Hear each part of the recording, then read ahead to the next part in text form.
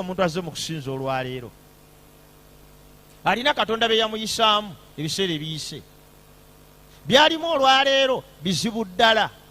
Setaani yamunnyonnyola bulungi era naye atandise okukikkiriza ti Katonda yamuleka, kubanga ayinza atya okumuyisa mu nnyanja emyufu ate n'aleka eddungu limutta enjala. Katonda kika ki ekyo? Abawonyeza ennyanja emyufu ate bafiire mu ddungu. Enteekateeka ze nga tezitegeerekeka. Waliwo omuntu Katonda gw'ayisiza mu biseera ebiyise ebirabika nga tebibadde byangu naye n'amusomosaawo, naye ebimwolekedde kati bimaze okumukakasa ntagenda kuyitawo kubanga Katonda amwerabidde. Buli lw'otuukanga mu bizibu nga bali obaddeko n'obuwanguzi, omanyanga nti omukono gwa Katonda gulina kye gwagala okuyigiriza n'okusomesa awamu n'okukuyisaamu.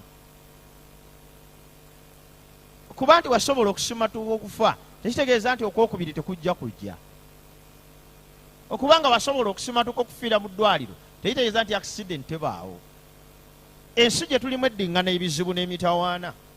Olwekyo basoma ne banyama bazze okuŋŋaana akawungeezi ka leero, kino saba tukiteeke mu birowoozo byaffe ti newankubadde mu kiseera bwe baayitira mu nnyanja emyufu ne mu kiseera bwe baamalira ennaku 3 nga tebalina mazzi, Katonda yasigala Katonda y'omu ate ng'akyabaagala. Haleluya!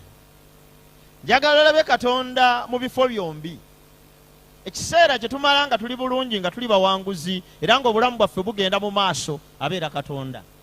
Naye n'ekiseera kye tumala nga bikaluba nga tebitambula nga bitusobedde nga bitutabuseeko era asigala Katonda.